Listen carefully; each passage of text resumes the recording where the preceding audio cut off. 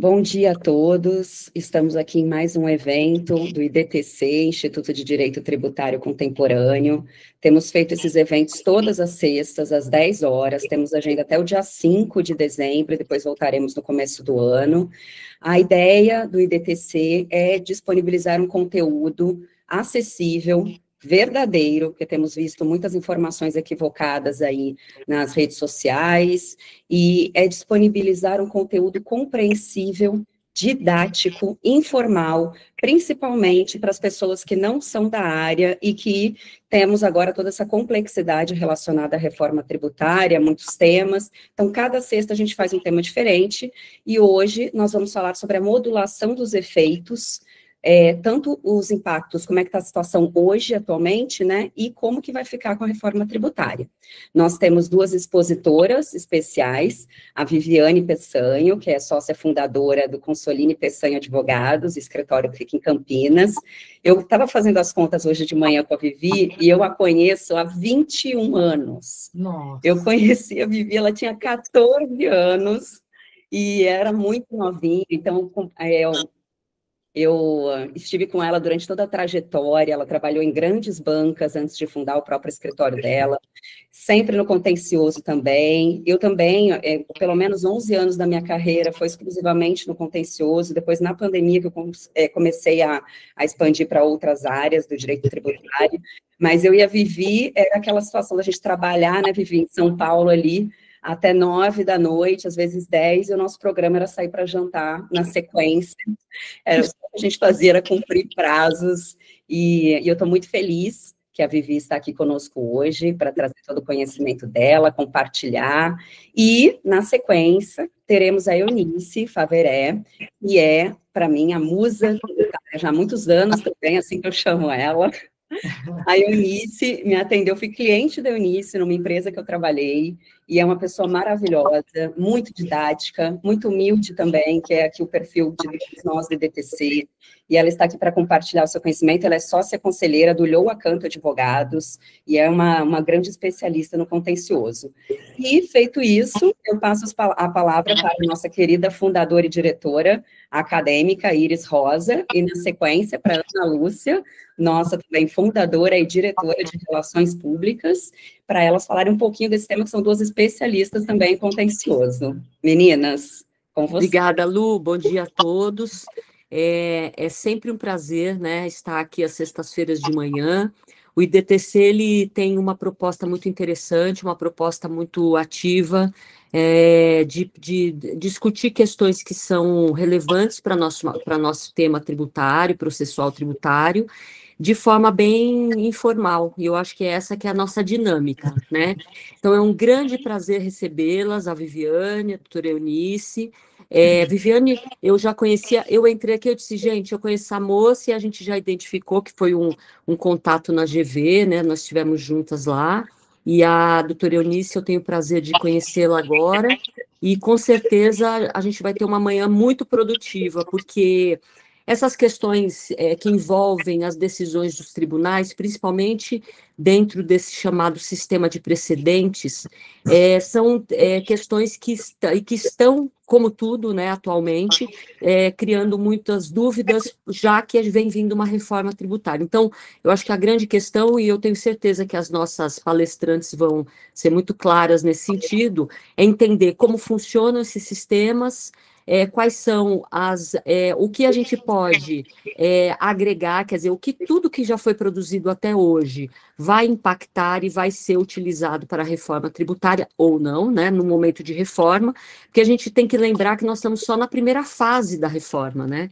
Existem mais duas fases que vão se desenrolar aí, provavelmente nos próximos 50 anos, então nós temos, sendo bem otimista. Então, nós temos aí uma preocupação muito grande de um arcabouço, quer dizer, o que já existe de decisões dos tribunais que são importantes. Essas decisões são pontuais, são decisões que vinculam todos os tribunais e todas as situações, e aí a gente precisa entender também para onde, o que a reforma vai impactar nessas decisões, ou se a gente joga tudo fora, né, doutor Eunice, como assim? Vamos jogar tudo fora e vamos começar novamente, né? Me parece que não é bem isso. Então, agradeço a presença das ilustres palestrantes da manhã, cumprimento todas as pessoas que estão, né? A gente já está com 31 pessoas, 32, mas isso vai aumentando na manhã, né? Até mais um pouquinho adiante, a gente sabe que isso vai aumentar, porque o pessoal vai entrando, né? Cumprimento os outros participantes aí do DTC, Fernandinha, que eu entrei aí, não dei nem oi, né? Amanda, que veio do Vale do Silício, meu bem, nós precisamos conversar, porque eu também gosto dessas coisas. Luiz, meu caro, Ana, Aninha, eu vejo toda hora, graças a Deus. Isso aí, essa moça é uma bênção na minha vida, tenho certeza que na vida de muitas pessoas. E vamos lá, eu passo a bola para a Ana, até para a gente ouvir as palestrantes, né? A gente não vai ficar aqui falando. Obrigada, viu? Bom dia. Bom dia. Bom dia, cumprimento todo mundo que está aqui no IDTC. Eu já brinquei com a Luciana, Iris, que eu já fiz um hashtag IDTC, sempre um passo à frente com os temas atuais. Bem-vindas as nossas palestrantes, doutoras Eunice e Viviane. Não resta dúvida que esse tema ele vai ter que voltar a ser debatido, sempre é importante, porque o direito processual é um ramo autônomo do direito, ele vai criar realidades jurídicas. Então, o viés pragmático, ou seja, prático da segurança jurídica, é um princípio, doutoras, que me preocupa muito, porque ele tem que informar esses chamados novos princípios que integram a reforma, notadamente a simplicidade e a transparência.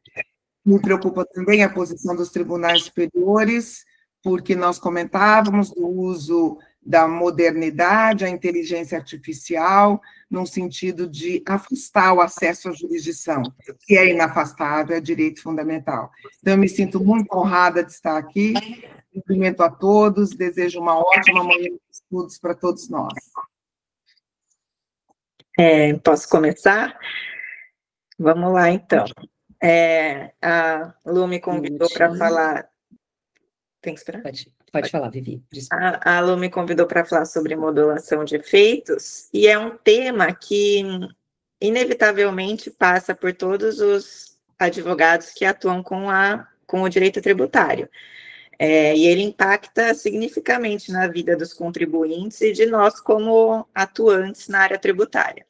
Então, eu vou falar um pouco aqui como foi introduzida a questão da modulação no nosso ordenamento jurídico, o que é a modulação de efeitos, propriamente dita, quando ela pode ser utilizada pelos tribunais superiores, quais são os problemas que geram, né, no nosso dia a dia, e como fica a questão da modulação com a questão da reforma tributária.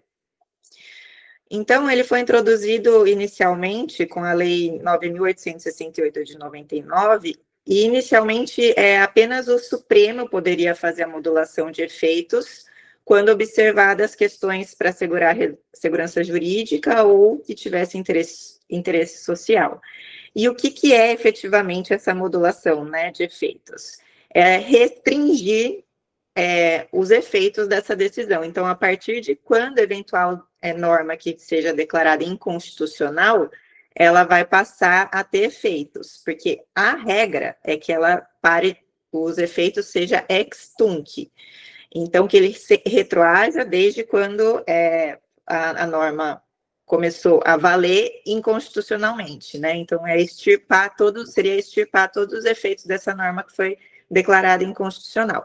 E aí vem essa possibilidade de modular os efeitos da decisão.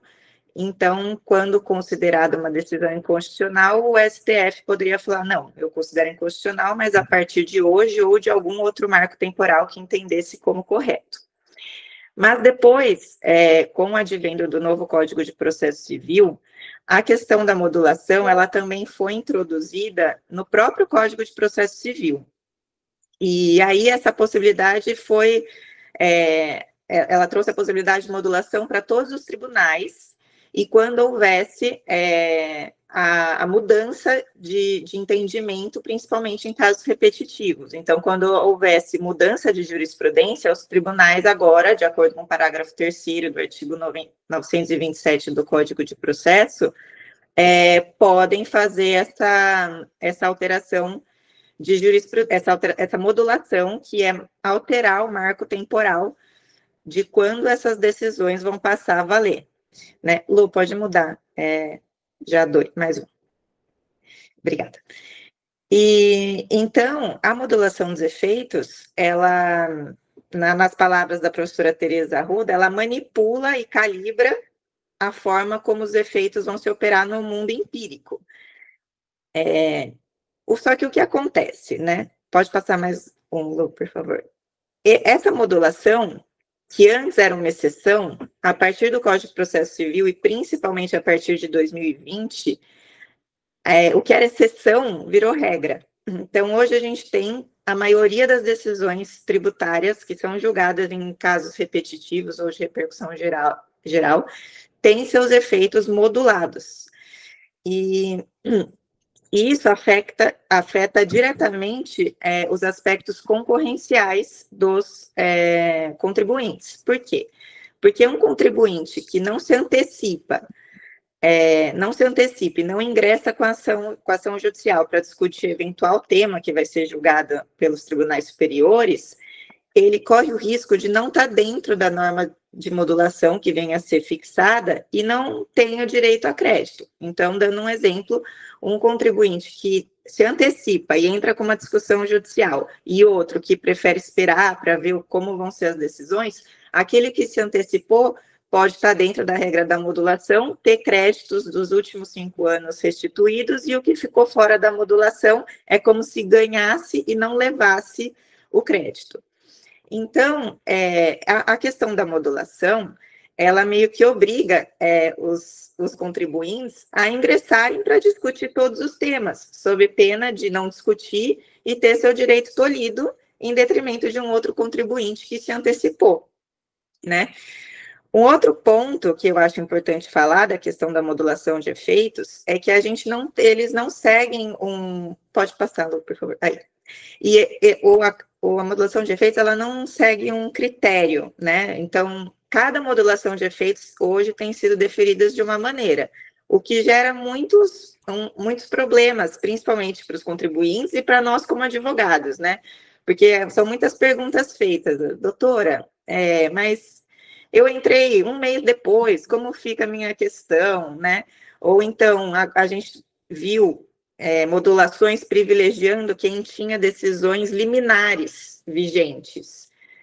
Então, mais uma vez, essa questão da modulação, ela nos obriga a ingressar, inclusive, com agravos de instrumento por questões de liminares, que antes a gente falava, olha, vocês perderam a liminar, a empresa quer ou não recorrer, quer esperar o julgamento do mérito. Hoje em dia, a gente precisa ingressar com agravo de instrumento para ter a liminar, para justamente, se eventualmente no futuro a decisão desse tema vier a ser modulada, a empresa, o contribuinte, fique dentro da regra da modulação e consiga se valer dessa decisão.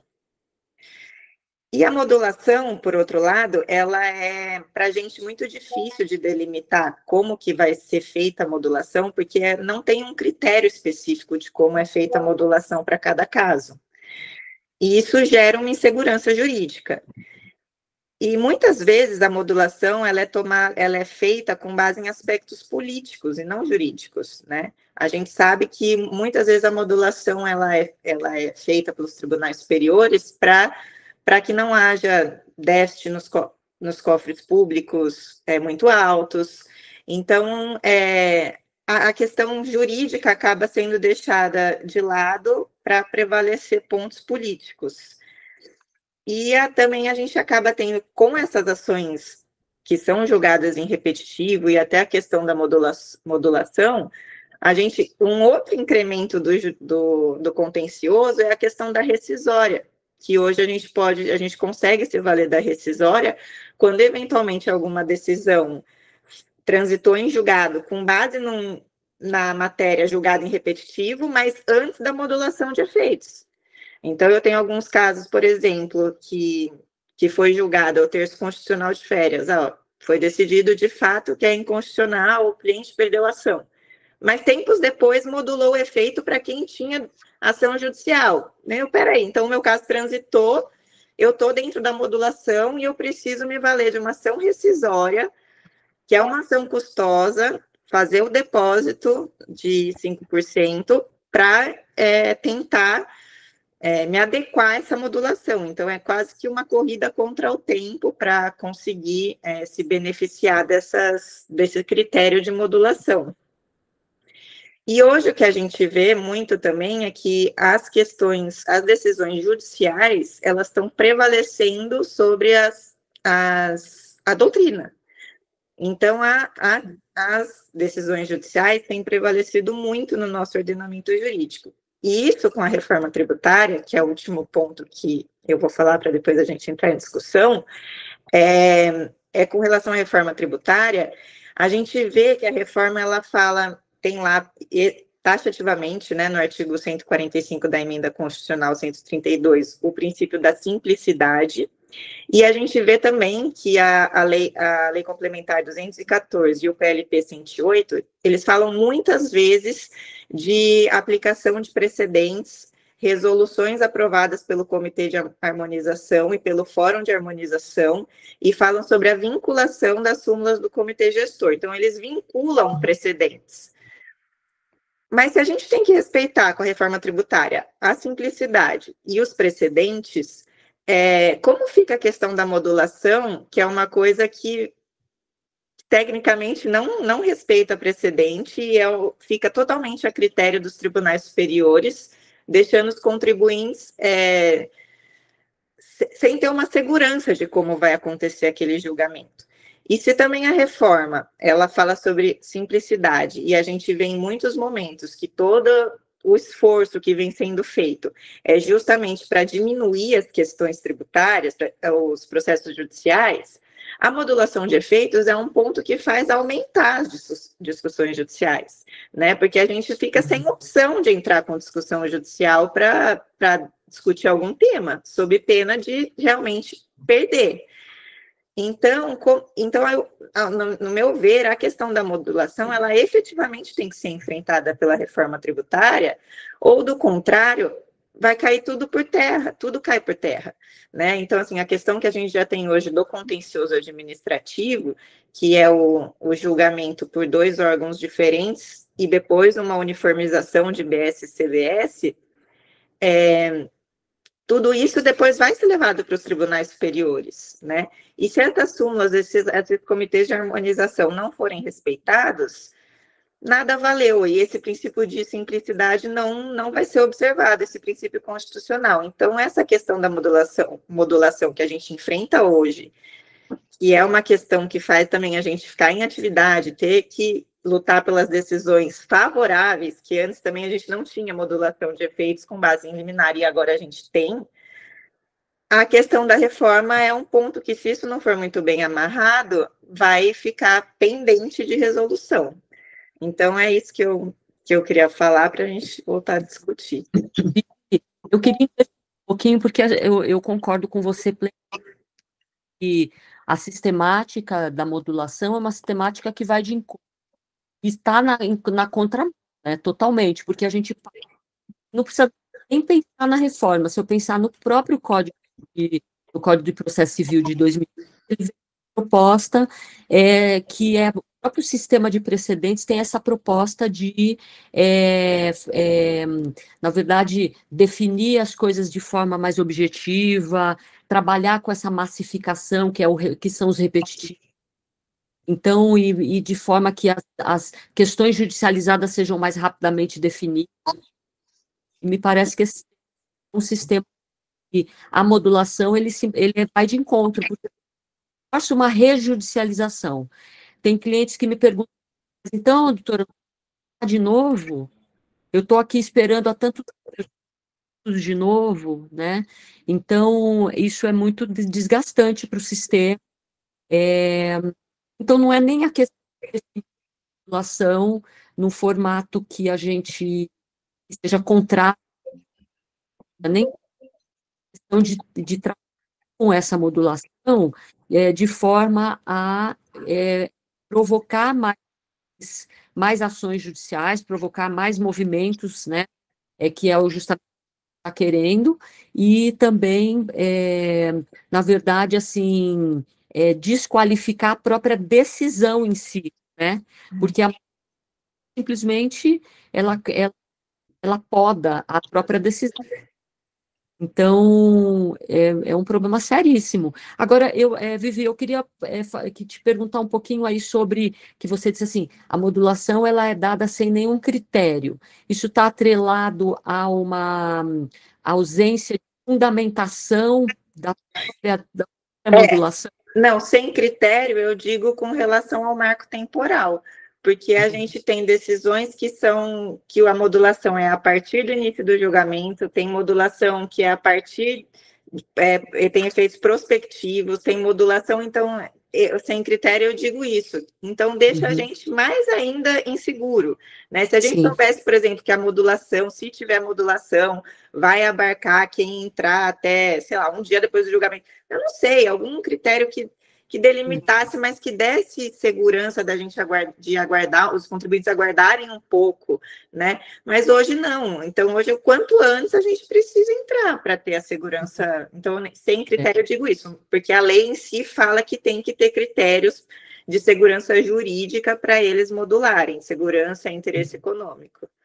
Me parece, não sei o que você acha, que houve uma mistura, né, dos sistemas de avaliação, de julgados. Então, assim, quando eu penso na repercussão geral, que é uma forma de julgamento que parte do Supremo Tribunal Federal, que independe da multiplicidade de questionamentos a respeito daquilo, que ele vai fazer uma avaliação política, social, necessária em relação àquilo, ele vai ver a relevância daquilo para definição. Me parece que a modulação, assim, descriteriosa, ela é mais óbvia, né? Agora, quando eu penso no sistema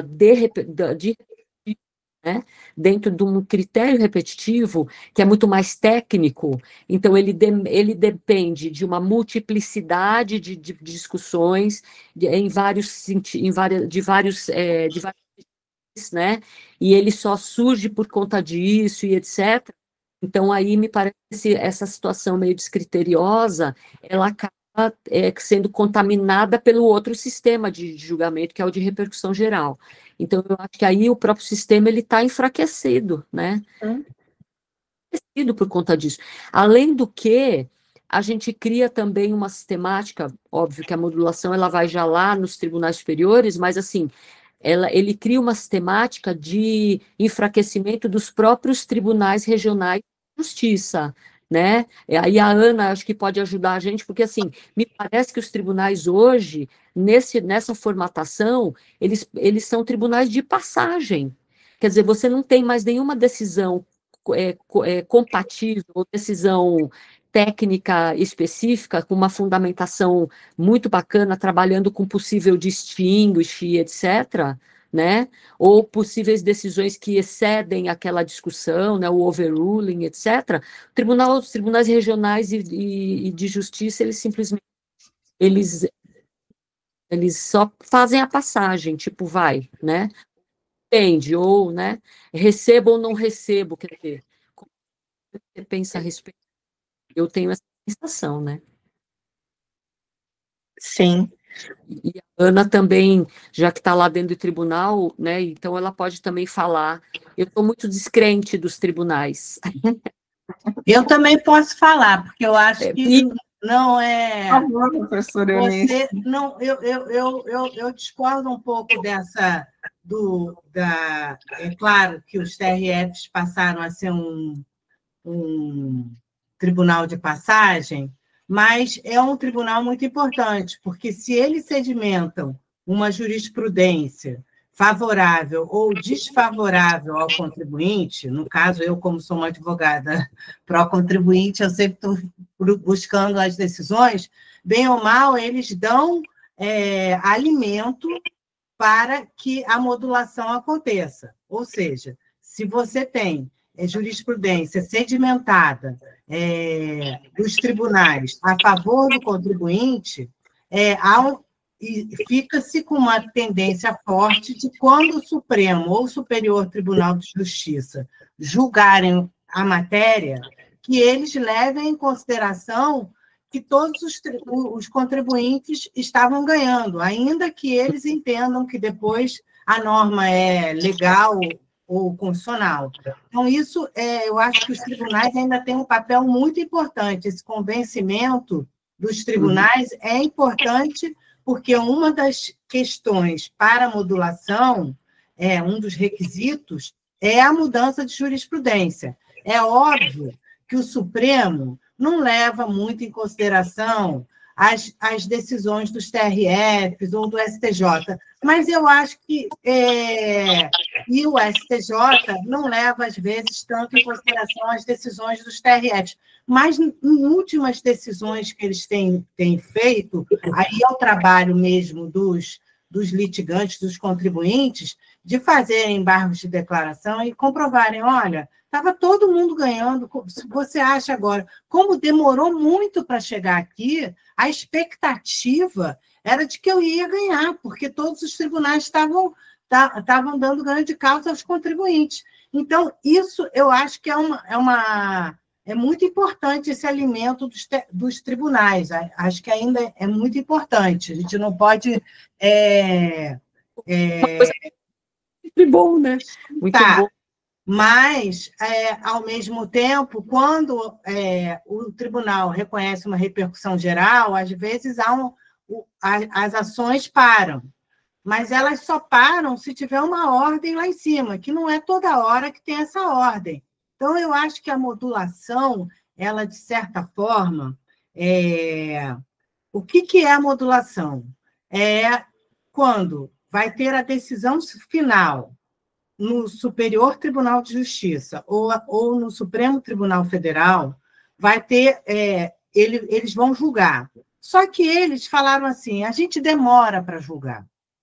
Então, eu quero ter um mecanismo, além do direito, além de se a lei é constitucional ou inconstitucional, eu quero ter um mecanismo de, em razão dessa demora, de no mínimo 5 anos uma matéria chegar lá, de eu poder modular os efeitos. Essa ideia veio com essa lei que a Viviane falou, que é a lei que disciplinava, antes só podia ser para ação direta de constitucionalidade e ação indireta de inconstitucionalidade. Mas essa ideia veio muito pelo ministro Gilmar e pelo ministro Barroso, que olhando para experiências de outros países, e viram que isso deveria ser além do papel do Supremo e do Superior Tribunal de Justiça, de saber se uma lei é boa ou ruim, eles precisam modular os efeitos, porque a matéria demora a chegar lá. E para dar segurança jurídica.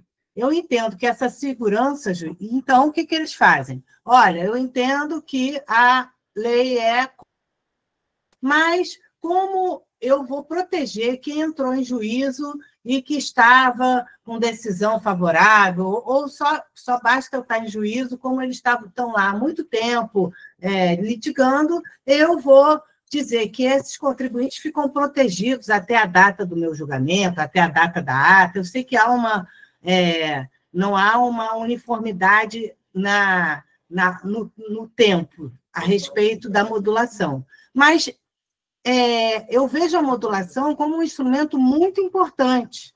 O problema atual é que não existe uma regra definida quais são os requisitos para a modulação. E eu vejo nos ministros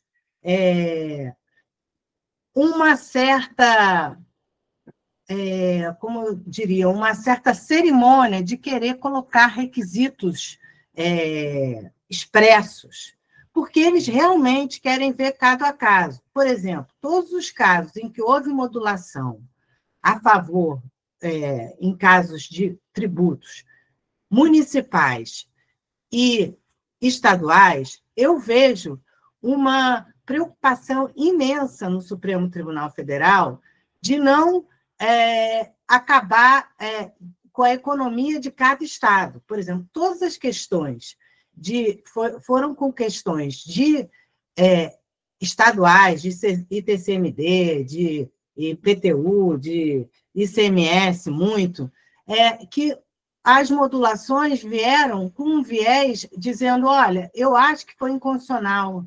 Se a lei é inconstitucional, ela sai do mundo jurídico. Então, quem pagou poderia receber de volta. Mas eles falam, se nós fizermos isso, nós vamos quebrar o caixa dos estados. Então, ela é inconstitucional daqui para frente. Eu sei que é um absurdo. A gente, como contribuinte, fica revoltado, principalmente se... se a lei é inconstitucional, você tem que me devolver. Se eu tivesse um problema entre particulares e se tivesse tido uma cobrança errada, é óbvio que ele teria que me devolver. Mas eles têm essa... Não adianta a gente ir contra essa vertente dos ministros de que eles, entre os requisitos da segurança jurídica, estão a caixa do Estado, município e, muitas vezes, da União Federal. Isso, a gente, é um requisito que, tipo assim, eu não vou mais bater nisso, porque eu vou ficar brigando com isso e eles sempre vão levar em consideração.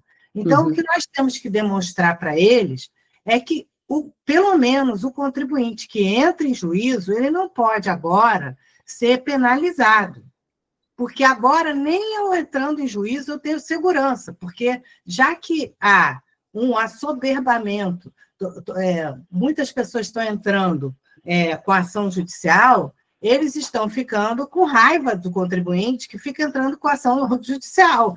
E agora, além de você ter ação judicial, a ministra Regina Helena está liderando uma orientação na primeira sessão de que você tem que ter entrado com ação judicial e tem que ter tido,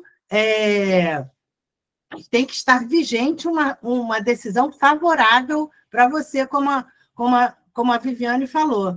Isso já começa a realmente a mitigar o acesso à justiça.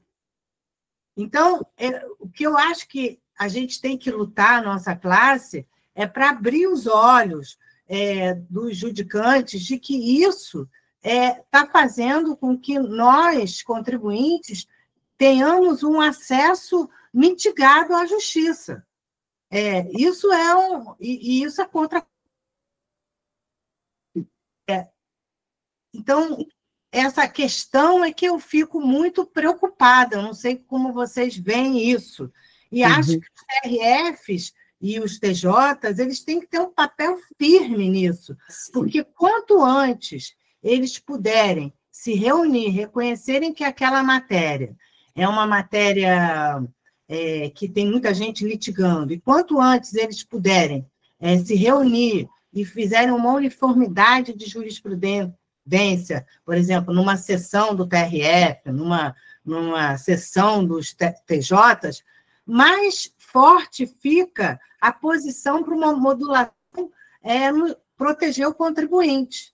Então, são esses pontos que eu queria colocar aqui, que eu acho que eu vejo que os TRFs e tribunais têm esse ponto muito importante ainda. E o próprio STJ para o STF. Se eu estou ganhando no STJ uma matéria e depois o STF decide de outra forma, eu tenho visto que os tribunais, o STF, agora está começando a olhar para a posição do STJ. Então, isso também é bom. Muito bom. Doutora Eunice, e também eu concordo plenamente aí, é que assim, o que eu percebo dos tribunais de passagem, desculpa, eu vou brincando, mas assim, falando sério, os TRFs e TJs, é que existe um descalçar de bota, porque ele sabe que vai subir para os tribunais, vai para o STJ ou para o STF, que ali... Mas não é isso, eu acho que os tribunais, com certeza, eles tinham que ter essa responsabilidade, inclusive, eu penso até numa vinculação invertida, porque isso que a doutora falou, que é importantíssimo, quer dizer, óbvio, a gente vem com uma decisão sempre favorável ao contribuinte, digamos, um exemplo, e como foi o caso aqui do tema do TUSD, né? Era o tempo todo a favor dos contribuintes. Isso começou com um incidente, né, de desconsideração, de resolução de demandas, e foi pulverizando para os estados até que o STJ puxa a questão. Ele vinha o tempo todo favorável aos contribuintes, e aí o STJ define de forma diferente e modula, e aí sim, a importância dessa modulação, porque ele modulou de uma forma a não prejudicar, porque já vinha aquilo sendo pautado de forma positiva, né? E o inverso também é verdadeiro. Então, eu acho que a gente podia também pensar, talvez, numa vinculação, talvez essa palavra não seja correta, mas uma vinculação dessas decisões dos tribunais regionais de justiça também para os tribunais superiores, ou pelo menos uma justificativa de modificação de decisão, uma fundamentação baseada nessas situações que já estavam ali por muito tempo, né? Então, falta isso, essa que é a questão.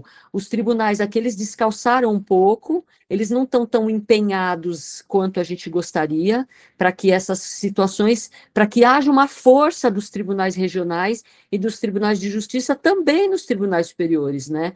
Então, eu acho que é por isso que a minha crítica, né? Desculpa, mas assim, eu concordo que esse sistema é um sistema que, no meu ver, eu já falava isso há muito tempo atrás, foi muito positivo para o direito tributário, né? Porque a gente quando a gente pensa, por exemplo, puxando lá atrás, aí o Luiz, que é um cara histórico aqui, que tem uma memória de elefante, né? A gente puxa lá atrás, por exemplo, a Lei Complementar 118, as decisões que resolveu o problema, tirou da frente, a própria questão do ICMS na base de cálculo aí, agora o ISS, não faz sentido nenhum o ISS ser definido de forma distinta, a gente não tem explicação por isso. Vai ser, viu? Vai, né? Vai. Eu também acho que vai. Relaxa, ainda mais agora, tem o famoso. E não tem porquê, né, gente? Sim, Ana.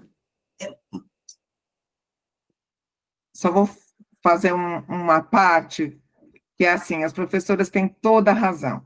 A questão da ausência de critérios objetivos para que a gente fundamente essas decisões de modulação nos tribunais superiores, elas têm um percurso. Veja, o direito, o sistema, né, professora Eunice, tem que servir ao direito, não o direito ao sistema.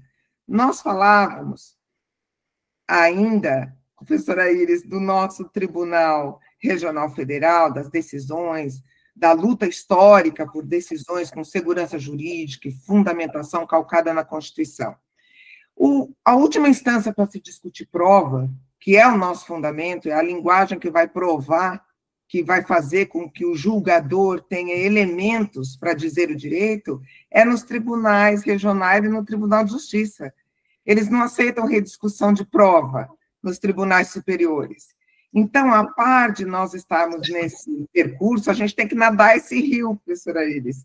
Sim. E me preocupa muito a postura nos julgamentos. Tudo bem que aqui na vice-presidência, eu estou aqui com a doutora Eliana, a nossa diretora lá da subsecretaria dos feitos da vice, a gente está ali na admissibilidade dos recursos especiais extraordinários. Então, eles são mais objetivos, eles olham para cima, né? Tem tema, não tem? Tem repercussão, está afetado ou não? Mas os julgamentos, o que me preocupa da postura dos tribunais é justamente esse descalçar da bota, quando eu, relator, não prestigio o julgamento do colegiado. Veja, a segurança jurídica, ela se espraia por todo o sistema.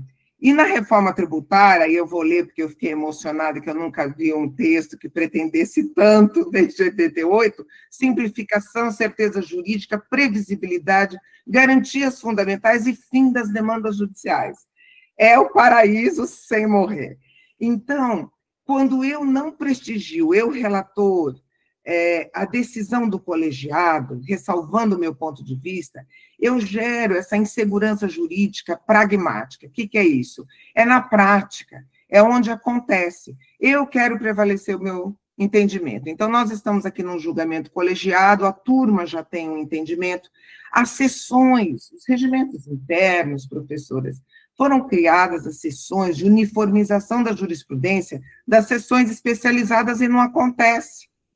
Se acontecesse, professora Iris, não seria modulação de efeitos, nada disso. Deixa lá para os tribunais superiores que eles adoram ter situações privativas.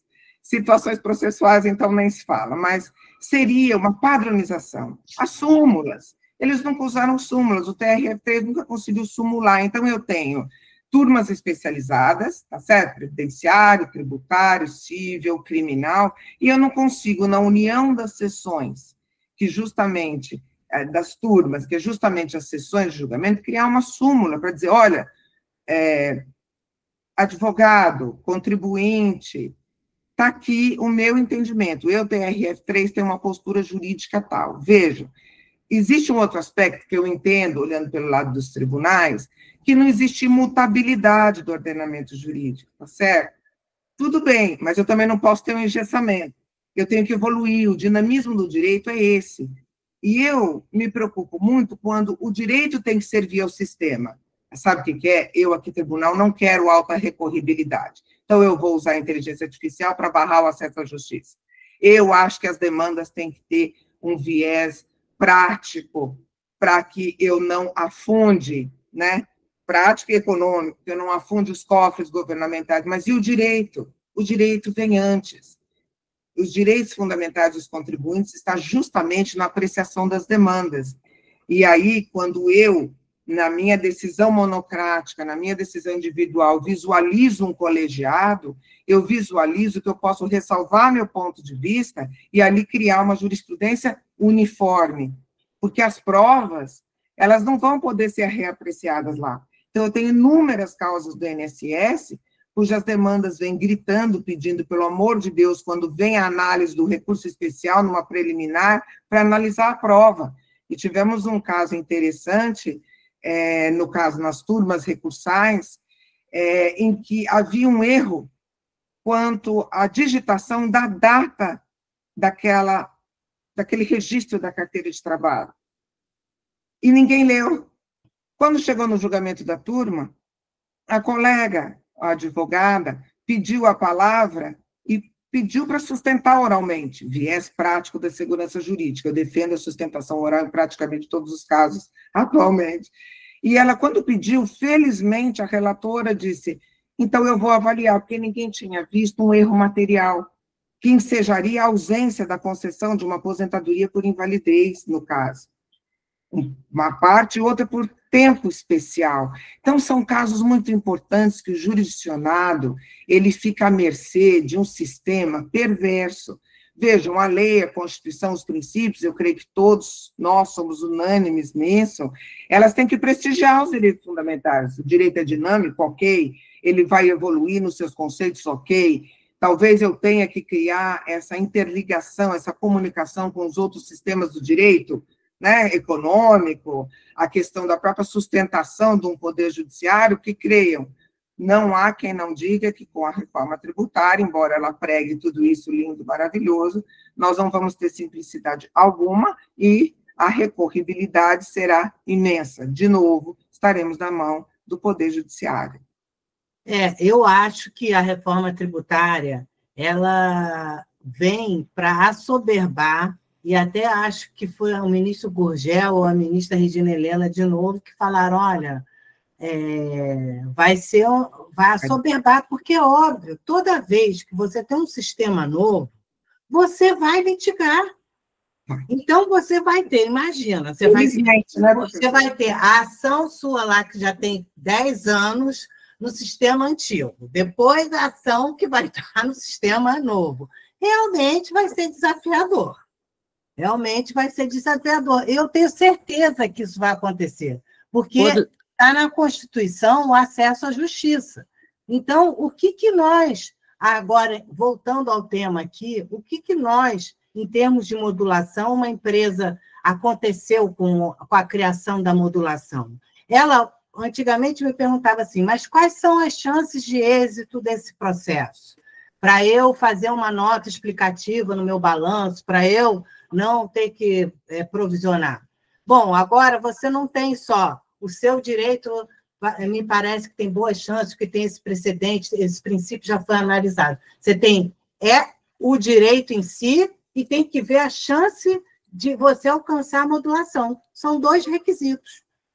E 2 requisitos, ou seja, 2 requisitos fica mais difícil ainda você ter uma previsibilidade. Realmente, o contribuinte hoje, a empresa hoje, ela tem que ficar muito mais de olho e entra na justiça, e se for um direito que não via mandado de segurança, que então você tem que fazer via ação ordinária, que tem problema de sucumbência. Puxa, será que não era melhor eu ter esperado e eu ficar pagando agora? O pior contribuinte, isso eu vejo, tanto nos parcelamentos quanto em modulação, o contribuinte que paga o tributo, o coitado é o que nunca mais vai rever esse dinheiro. Seja porque no parcelamento não prestigia quem pagou, só prestigia quem não pagou, seja porque na modulação fala, não, só se você tivesse ação judicial, só se você tivesse liminar. Então, pagar o tributo é quase hoje em dia de dizer assim, eu nunca mais vou discutir, esquece, melhor você nem ficar vendo o que está acontecendo, porque o seu preço vai ser com tributo. Então, são essas questões que eu vejo que as empresas têm que se preocupar muito, porque quando você vai discutir, se você vai discutir na fase administrativa, tudo bem, porque você faz o recurso, suspende a exigibilidade. Agora, na fase judicial, a questão fica um pouquinho mais cara, né? E isso faz com que a modulação seja muito importante. Ô, doutora Eunice, e a gente consegue assim, identificar alguns... o que isso, que a ausência de critérios, né, como dito pela Viviane e por você também aí, a ausência de critérios para essa modulação, a gente consegue identificar aí alguns, quais seriam os impactos da ausência, né, da falta dessa organização, digamos assim? Não, essa falta de critério não é uma falta de critério, é uma falta de estabelecimento do marco. E como é que foi? Ele, no começo, se falou assim, não, é na data que inicia o julgamento, na data que publica o acórdão, que eu vou dizer que até lá o contribuinte que estava litigando tinha direito. Aí, porque a gente ainda está muito os tribunais estão ainda muito no erro e acerto. Só que eles estabelecendo, o contribuinte entra em juízo,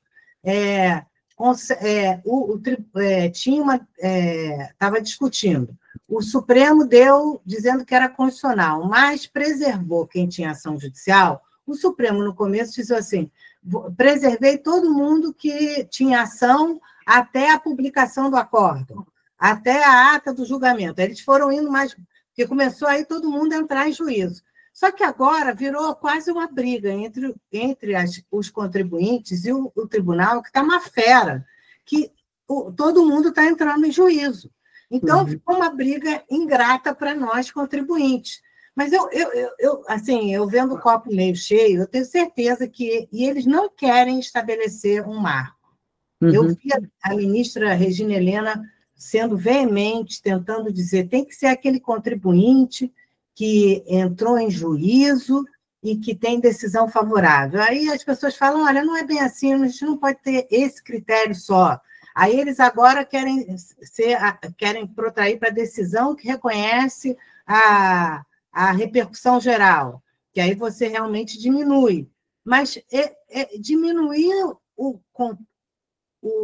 a litigiosidade, eu entendo, eles estão exaustos, realmente é humanamente impossível. Eu não sei uma solução, mas vejam pelo lado do contribuinte, ele tem que gastar dinheiro, tem que contratar um advogado, ele tem que pagar custas. Pagar custas enormes. O TRF ainda é razoável agora, a Justiça Federal. Agora, a Justiça Estadual, ela praticamente inviabiliza. É melhor pagar. Altíssimo. É altíssimo. Então, são várias questões que eu acho que eles estão atentos, mas que a gente está sofrendo. Fora isso, quando, por exemplo, o contribuinte tem um ganho de causa na justiça, e em repercussão geral ou em ADIM, a Fazenda e os estados, eles são tinhosos. Eles ficam entrando, dizendo que não, esse caso tem uma peculiaridade. Eles não aceitam. E eles não têm nenhuma multa para isso. Uhum. Então, isso faz a litigiosidade ficar maior, porque nem quando você ganha, você tem certeza que você vai receber. Sobre isso, Eunice, aquele caso, por exemplo, da limitação da base de cálculo do sistema S. Olha a situação, eles já julgaram pela inconstitucionalidade, mas eles preservaram quem tinha ação, porque entenderam que houve uma alteração de jurisprudência. Então, eles julgaram repetitivo, preservando quem tinha ação, decisão... Eles julgaram legal, né, o 20 salários. Isso. Só que eles preservaram quem tinha ação e decisão favorável, certo? Na modulação. Agora, veja, olha, quando a gente é também questionado pelo cliente, é seguro, então, eu desprovisionar esse valor que eu não vinha recolhendo? A gente agora tem um embargo de divergência, porque nesse tema que a Eunice vem falando, que a gente tem embargos de divergência da Procuradoria, falando que não houve alteração de jurisprudência, então não teria sido caso de modulação. Então, olha a insegurança jurídica, a gente tem já um tema repetitivo julgado, modulação julgada, cliente dentro da regra da modulação, mas ainda não tem certeza se pode ou não desprovisionar, aproveitar o valor, não aproveitar. A gente não consegue dar essa segurança, não, né? A gente não consegue dar fim aos processos. Não consegue. E, por exemplo, esse do ITCMD, bens no exterior. O Supremo disse que não pode cobrar ITCMD de bens no exterior. E ele até modulou, só que ele não fez a ressalva de que os estados não podiam lançar, só que ele deu ganho de causa daqui para a decisão dele para frente, ressalvando quem tinha ação judicial. Só que ele não fez na modulação dele uma ressalva de que o Estado não pode lançar. Então, sabe o que os Estados estão fazendo? Estão lançando até a julgamento. Gente, é esquizofrênico o negócio.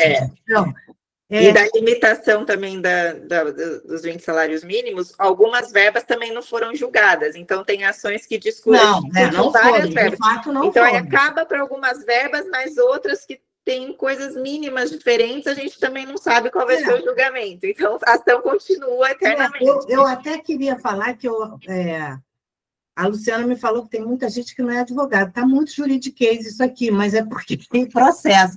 É muito complexo isso. É muito complexo.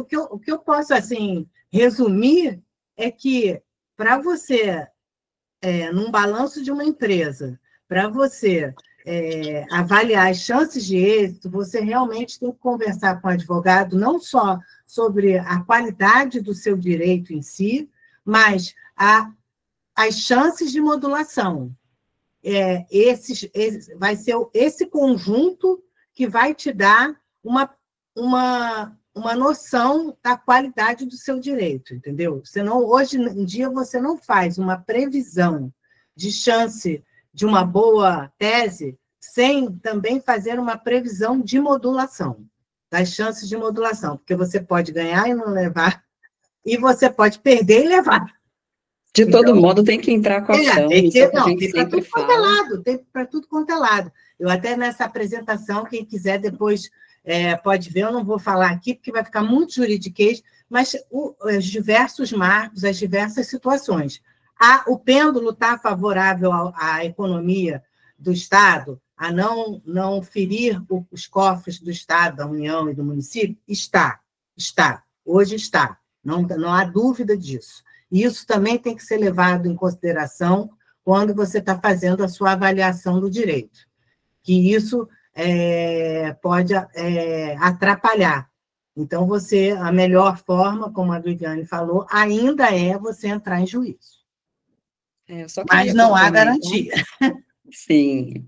E eles sempre perguntam, né, aos clientes. Esse é o ponto. E aí fica até uma situação difícil para a gente, Antes, né? A gente estava dizendo assim, não, se você entrar em juízo, se vier, vai ser tranquilo. Agora não dá mais para falar isso. Parece que a gente complementando. puxa a sardinha só para a advocacia, né? Na verdade, porque para muitas eu tenho, na verdade, pensado um pouco fora da caixinha, né? Assim, pensando em outros mecanismos, pensando no sistema multiportas, etc. Mas tem situações que não tem como, né? Não tem como. A gente eu queria só posicionar uma última pergunta, até porque a gente está quase chegando a 1 hora, mas a gente passa um pouquinho. A Vivi comentou ali sobre a PL, a Lei Complementar 214, né? E posicionando a questão do comitê de harmonização. Os comitês de harmonização, que me parece que vão existir não só no âmbito judicial, mas no âmbito administrativo.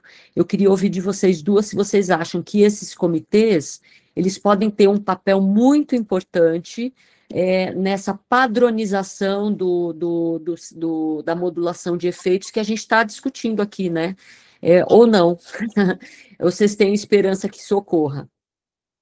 Na minha visão, o ideal seria que eles já julgassem juntos. Não faz sentido ter duas decisões diferentes, uma para a CBS e outra para a IBS, e depois um comitê gestor dando outra decisão.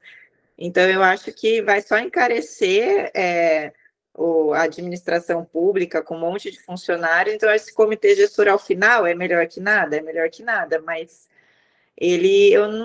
a gente vai ter períodos que vai ter IBS uma decisão e CBS outra, até ter essa harmonização. E aí, depois, a questão e essas vinculações, que a lei tanto fala, né? Quanto vai valer essas vinculações para o judiciário, para os tribunais superiores? Essa é a dúvida, né? Eu acho que não vai valer, não, gente. Os tribunais, eles têm o seu papel na Constituição. Eu acho interessante a ideia de ter essa comissão, claro que eu não descarto, mas nem precisaria. Você já tem instrumentos no Código de Processo Civil para uniformizar suas jurisprudências entre, inclusive, todos os tribunais, só que ninguém usa. Então, o que eu acho é que é muita lei e nada se aplica, entendeu? A reforma tributária, eu nem vou mais falar que porque vai ser um sistema novo, vai vir muita discussão, porque você vai agora formar novas jurisprudências, vai ter que formar novos precedentes, novos princípios. A Constituição protege o contribuinte, tanto a Fazenda, de querer discutir em juízo. Entendeu? A não ser que se mude a Constituição. Eu acho que, se não se mudar a Constituição, você vai continuar tendo todos esses mecanismos. Qualquer um que eles peguem, se eles se comprometerem a uniformizar, é óbvio que agiliza. Mas eu acho que já existem instrumentos para isso nos tribunais, inclusive de todos os tribunais se reunirem, já existe muita coisa. O problema é usar. Você veja, a modulação, eu acho que foi uma ideia boa, eu acho até que foi uma ideia mais para a Fazenda, né? Lembrando que o Gilmar, quando fez isso, ele era procurador-geral da República. Era para eles irem, o contribuinte discutindo lá em cada ação judicial, e ele ia direto para a ADIM e fazia a modulação lá, fazendo um shortcut, né? Para a matéria vir, era mais só para a Fazenda. Depois abriu para que, em repercussão geral, então, o contribuinte tem acesso a esse tipo de modulação também. Mas é fato que tudo isso, a gente já tem milhares de instrumentos, é só conseguir que eles sejam utilizados. E é um grande teste. A modulação está sendo um grande teste. E, agora, só que durante esse teste, os contribuintes estão caindo, estão morrendo, entendeu? Sim. E a Fazenda, eu queria muito, assim, tenho milhares de amigos procuradores e tudo, eu queria muito falar para ela, por favor, aceita as decisões do Supremo, não fica litigando tanto, porque só ficam dizendo que o contribuinte fica entrando com mais ação. Mas não é verdade. E eles que ficam entrando com um monte de recurso. E aí, como eles não têm problema de honorário, não tem problema de custo, não tem problema de pagar custas, eles ficam entrando, então é eterno. Não tem problema de responsabilidade funcional, não tem nada. É muito sério esse negócio de responsabilidade funcional, eu também entendo isso. Uma vez a gente fez um acordo de garantia e o procurador ficava falando, olha, eu vou acabar tendo um problema. E ele teve, eu entendo, mas a gente tem que ter um acordo, eu acho que a gente tem que ter, talvez, não sei, eu fico pensando assim, talvez não fosse nem o judiciário, que já está muito assoberbado, ele já não está mais conseguindo, é humanamente impossível a quantidade de ação, e a Constituição não vai mudar, eles não vão querer tirar a competência deles. Se fosse o caso da gente com as procuradorias, termos um diálogo melhor, que a gente pudesse eu me conformar quando eu perder e ele se conformar. A gente acaba se conformando, até porque fica muito caro para o contribuinte. Mas eles ficam endless.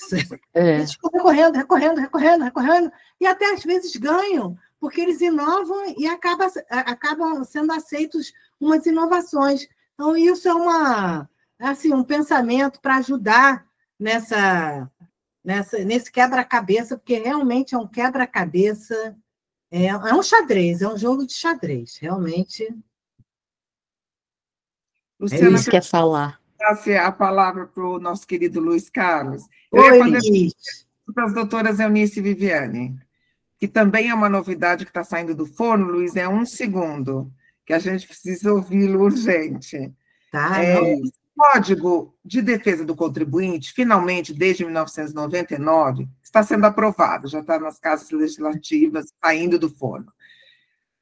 Eunice e Viviane, vocês acham que ele vai servir como fundamento para que a gente, independentemente da decisão final dos tribunais superiores, mas nesse viés de justificativa que hoje nós procuramos aqui, de fundamentação, ele vai servir? Porque o Código de Defesa dos Contribuintes, ele promete também um monte de coisa, das normas fundamentais da relação tributária, respeitar segurança jurídica e boa-fé, litigiosidade, formalidades essenciais à garantia dos contribuintes, que eu tenho essa preocupação que ele também seja inserido nessas fundamentações. As doutoras acham que esse Código de Defesa dos Contribuintes finalmente vem à tona e vai ser inserido nessas fundamentações? Eu vou colocar, óbvio. Mas se vai vingar ou não, só Deus sabe, entendeu? A minha visão é que tudo acaba nos tribunais superiores e a gente tem que esperar tanto a decisão final quanto a modulação. Eu acho que a gente já tem uma Constituição que garante tudo. Não precisa disso. Mas tudo bem, será bem-vindo, vamos explorar. Vamos aguardar, né, que isso sirva como um caminho. Eu acho que a gente já eu acho que o Brasil sofre de excesso de lei.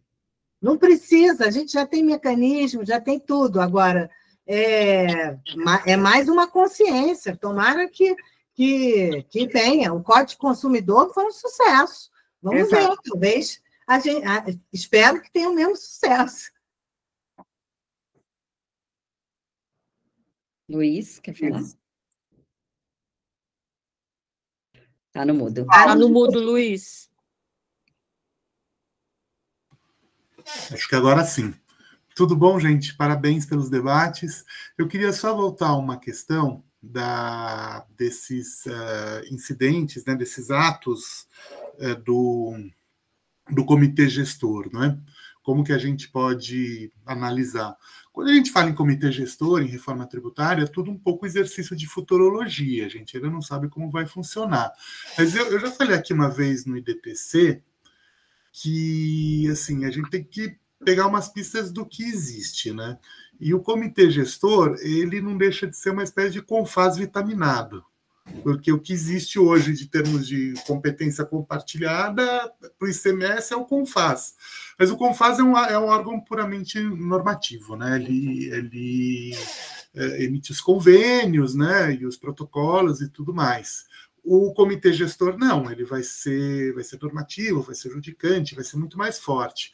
Agora, alguns desses atos, eles podem, aí eu vou fazer um paralelo aqui, vamos ver se isso vinga ou não, mas algum desses atos, não as decisões, mas pronunciamentos do comitê gestor, talvez eles tenham hoje a mesma validade do que uma resposta à consulta do COSIT.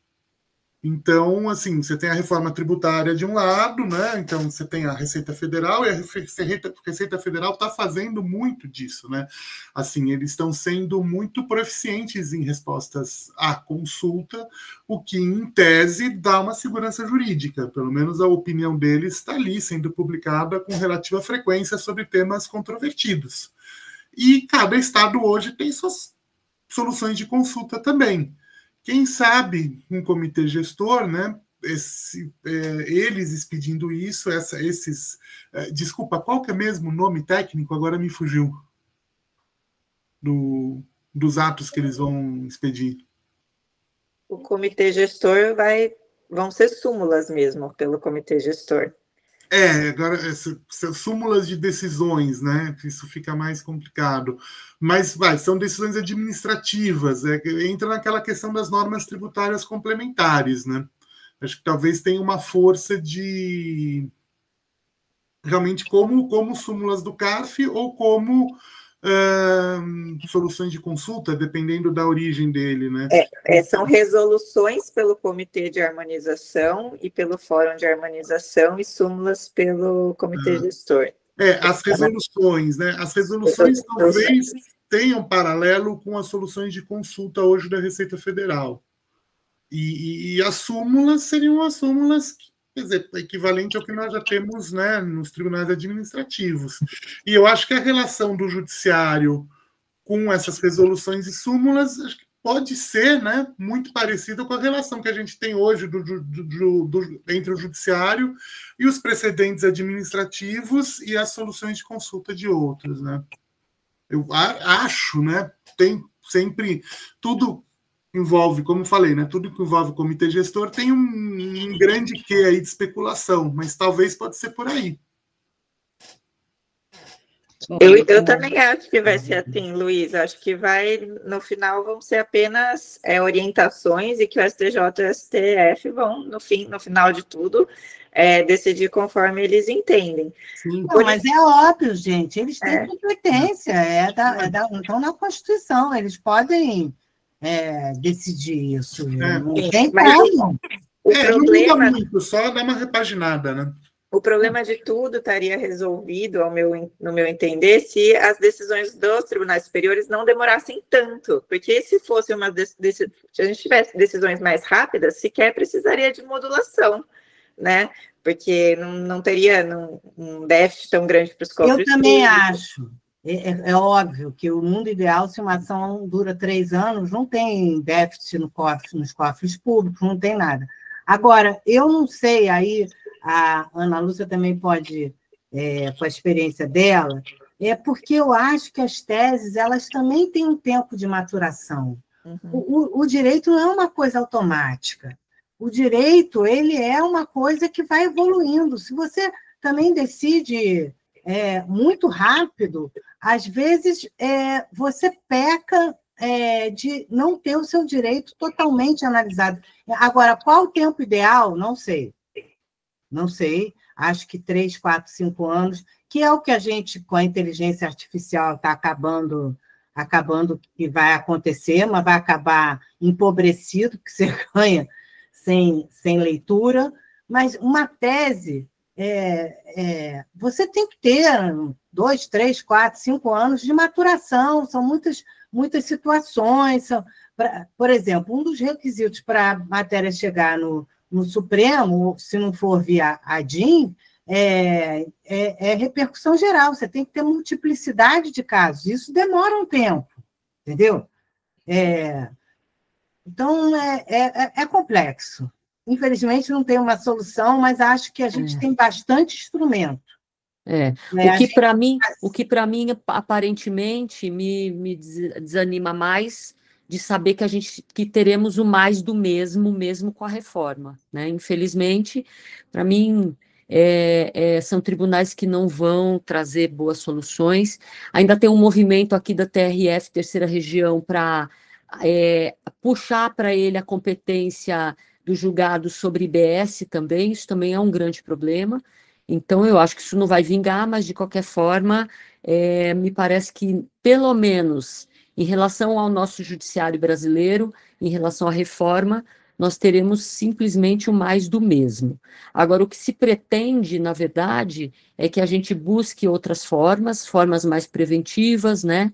Formas que vão, de certa forma, como disse a doutora Eunice, nos aproximar mais das receitas aí, nós, digamos, os contribuintes, né, porque a gente representa os contribuintes, então a gente se aproxima mais, né, dentro da conformidade, dentro dos programas administrativos que vão sendo criados, para a gente evitar esse tipo de discussão e realmente só judicializar coisas que realmente não tem um jeito, e aí pode demorar quanto quiser, a gente vai aguardar, e tudo bem, né?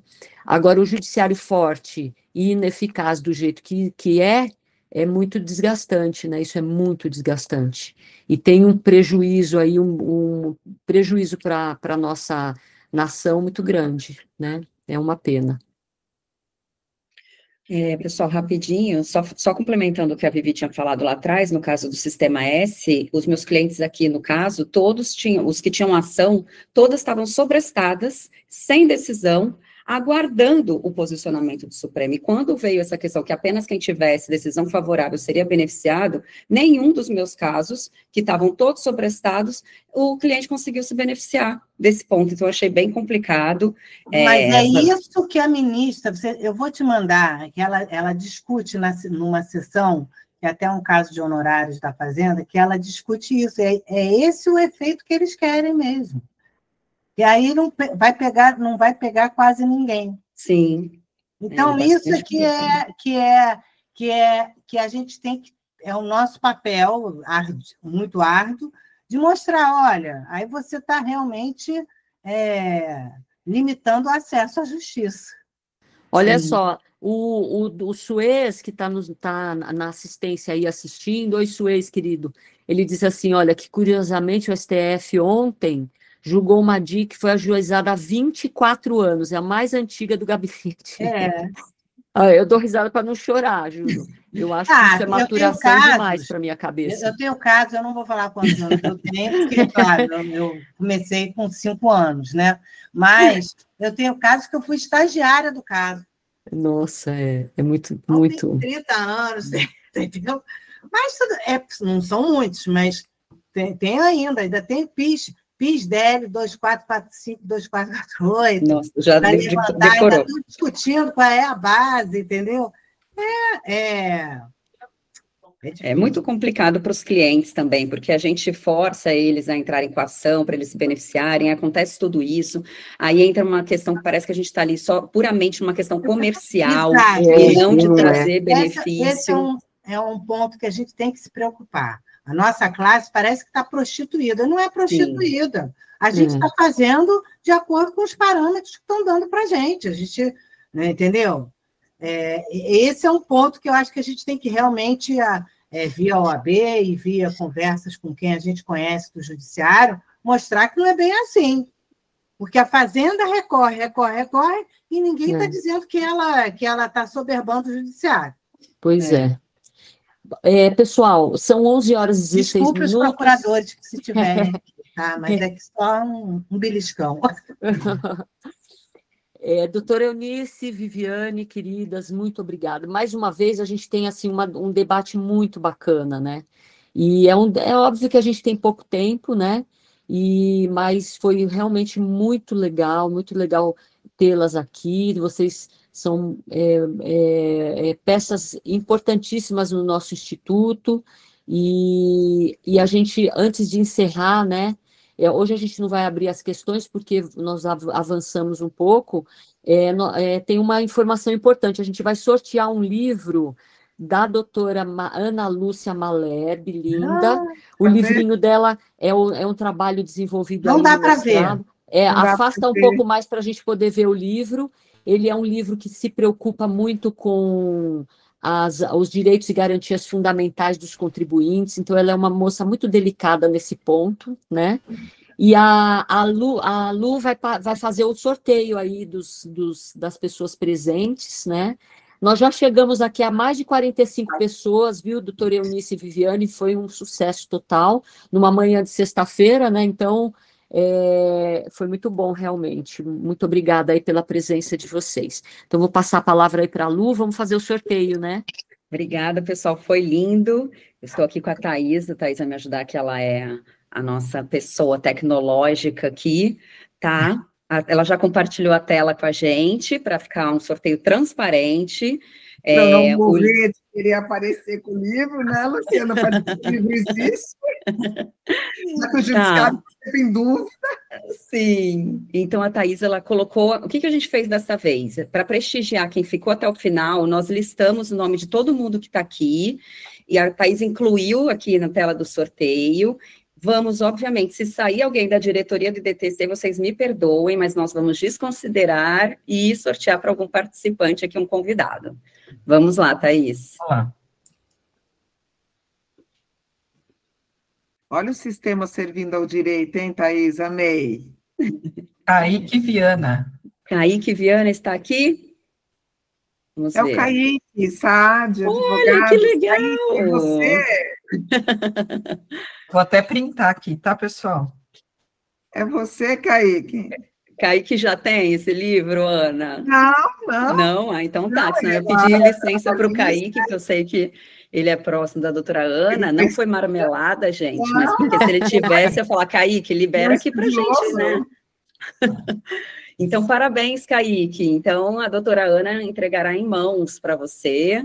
Ótimo. E na próxima sexta, às 10 horas, estaremos aqui novamente, eu e a Thaís Baruch, falaremos sobre os impactos fiscais da reforma tributária, parte 2. Esperamos vocês. Muito bom. Obrigada. Muito obrigada. Até logo, hein? Muito obrigada. Tchau. Bom final de semana a todas. Tchau, tchau. Bom final de semana. Um beijo, querido.